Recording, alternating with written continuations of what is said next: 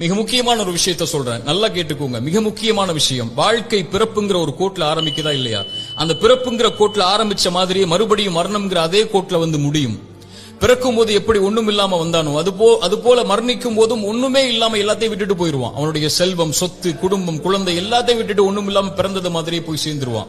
அப்ப எதுக்கு இந்த வாழ்க்கை, எதுக்கு இவ்வளவு பெரிய போராட்டம்னு கேட்கக்கூடியவங்களுக்கு இறை தூதர் இந்த 3 செயல்களை நீங்க உலகத்துல வாழும் போதே விதை போடுங்கன்னு சொன்னாங்க. அது பின்னால நீங்க அறுவடை செய்வீங்க, நீங்க மரணிச்சதற்கு பிறகும் உயிரோட வாழ்வீங்க, அதன் காரணமான்னு சொன்னாங்க.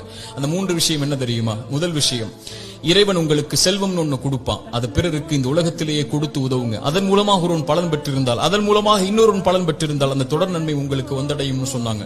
இரண்டாவது, இறைவன் உங்களுக்கு கல்வின்னு ஒண்ணு கற்றுக் கொடுப்பான். எதுவா இருந்தாலும் சரி, ஒரு எழுத்தா இருந்தாலும் சரி, அது பிறருக்கு பலன் பெற கற்றுக்கொடு. அதன் மூலமாக அவன் பலன் பெற்றிருந்தால், அதன் மூலமாக பலன் பெற்றிருந்தால் அந்த நன்மை வந்து சேரும்னாங்க.